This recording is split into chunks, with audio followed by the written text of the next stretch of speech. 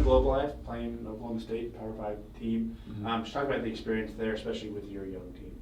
Yeah, that's always first class. I think when you have an opportunity to go play at a big league stadium, that in general is pretty neat when you get to go do it in a dome.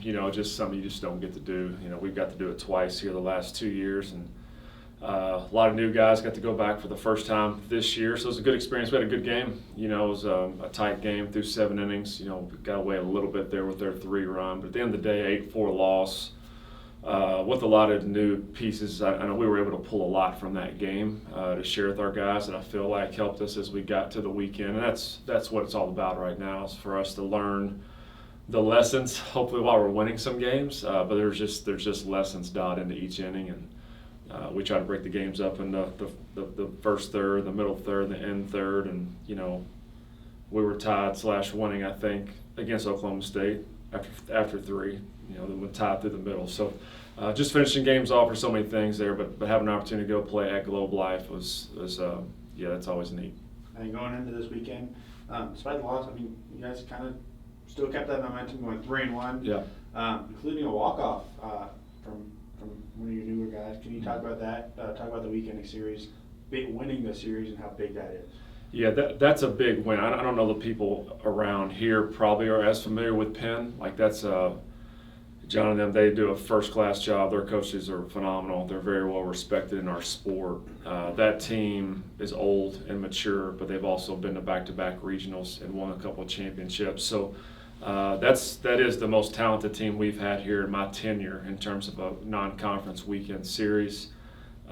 Share with a few, I think that team finishes at the top of our league, in the top grouping in our league. Very talented. You mentioned the walk-off. That's an all-conference closer. That's 93, 95 that DJ got one when he had to have one. So yeah, first walk-off experience for this group together. But they have the conference player of the year returning the conference pitcher of the year. So we had to take with it. They had a good group. Our guys were challenged all weekend for us to win 3 out of 4. Yeah, I'm really proud. Yesterday was a tight game all the way through 7. Our guys versus their guys. It was one of those. There was a lot on the line. We were coaching pretty hard, for the second weekend of the year, but it was great. So I hope our guys will be able to pull a lot of confidence from that weekend because that's who we're going to have to beat. Those types of teams are who we're going to have to compete against moving forward. So proud of the fight, and we start a new week today and have an opportunity to go down to Baylor on Wednesday. And but there was so many moments. Some guys had an opportunity to pitch in some different roles, as these 4-game weekends aren't easy to navigate on the pitching side. We had a little bit of adversity yesterday with a guy go down during BP, and Eric Martin, who wasn't in the lineup to start, goes 3 for 3 with the hit by pitch, home run, double, single. So, which is great. Eric's a big part of our program. I think he's very well respected. Works hard, does everything right. He embodies what an ACU baseball player, what we like those guys to look like. So. He had his moment. Miller Ladisall had a moment this weekend with his 200th hit, which is a big deal here. That's not easy. You guys know college baseball, so proud of him. He's been here with us, and looking forward to him finishing really strong his last year in a Wildcat uniform. And that brings me to the next point. Having a guy like that kind of leading your team, and then you get a grad transfer who's kind of gotten off to a really hot start. Mm-hmm. How good is it to see those guys who have that experience stepping up and kind of setting an example for those younger guys for what ACU baseball really is? Absolutely. No, that's imperative for any championship team. I think so often in our society, man, it's in the sporting world, it's the older you get, the more entitled guys become for some weird reason. It makes no sense to me. Like the older you get in our program, I hope it's the more they look to serve and help young people. And those guys are doing a great job of that right now, because we have a lot of young freshmen, first-year players that in order for us to win a championship at the end, these older guys have to pour into them and share their experiences. So we do. We have some good pieces. Austin Glaze and Miller have been here for 5 years. One pitcher, one hitter. So they should be the catalyst in that. But you mentioned, I think you're referencing Gino and some other guys that do have some experiences, and we've got a few grad transfers that do the same. So no, we've got a good group. It's a mixed group. They're learning and growing. It's been some joy to coach them so far, 9 games in. We're still going to learn some things here, but we need to learn fast because conference opens up next weekend. Then going to Baylor, playing at Baylor, that's another cool experience you guys are going to get at another Power 5 school. get a chance to tie that record with against Power 5 teams. Yeah. Talk about that experience and how excited you guys are and how big that game is. Yeah, it's always, again, we've got so many guys from Texas on our roster. That's a brand. Baylor's a brand in Texas, as some of the other teams we get to play are. We've had some success. We beat them here, I guess, in Abilene, had an extra inning win down there. Grayson Tatro hit a 3-run homer in extra innings down there on the road last year. So our guys are going to go down there feeling confident that we can play. I think when we play well, we're going to have a chance to put ourselves in a position to win those games. So, no, they'll be excited. We'll go down, play them Wednesday. We're just going to stay and travel down to Corpus Christi for another weekend series.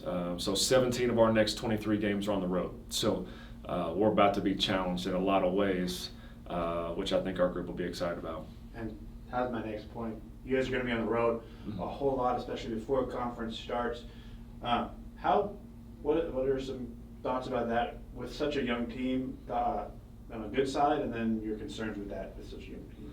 Yeah, I don't know if I've got a ton of concerns. It can be concerning, a lot of travel. There's a lot of logistics stuff that goes on, and some guys that haven't stayed in a hotel, travel together. There's the academic piece. There's just a lot of different layers to it when you're on the road. The one part we take a ton of pride in is just the player development part.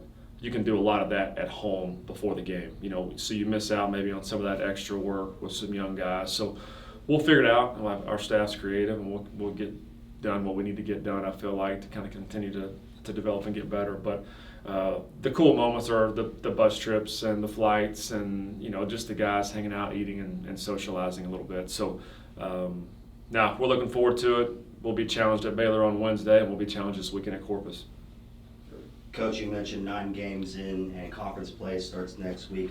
What specific lessons are you looking forward to this team learning ahead of time? Yeah, I think when I think of just overall, I think our starting pitching has been good. We've been playing 4-game weekend series, so obviously one guy's going to go to the bullpen. Trying to make those decisions.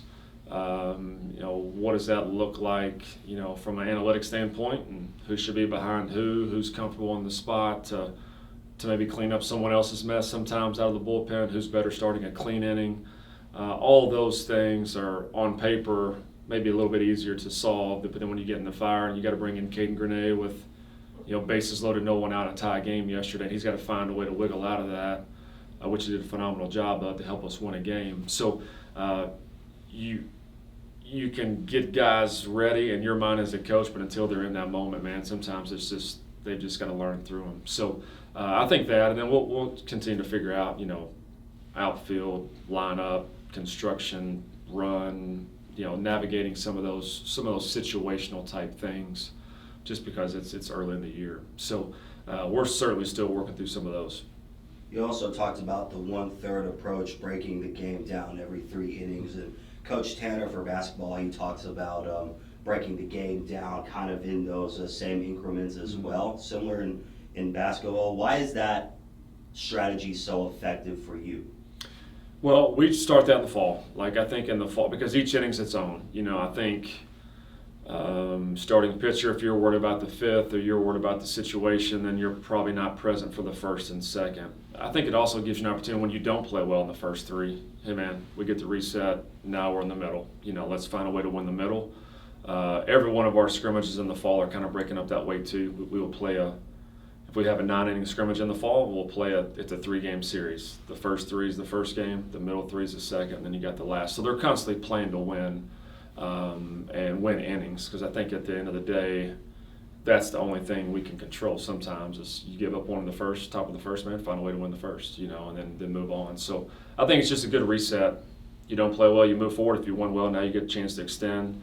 We talk a ton about comeback wins in our program, man. We kind of embellish those, want to charge those things up when we get those opportunities. So and celebrate them. Friday was our first one of the year. To do it in that walk-off fashion in an all-conference closer on a 95-mile-an-hour fastball. There's a lot of cool things in that regard. So no, I think it's just part of the process of trying to win games and slow it down for the most part.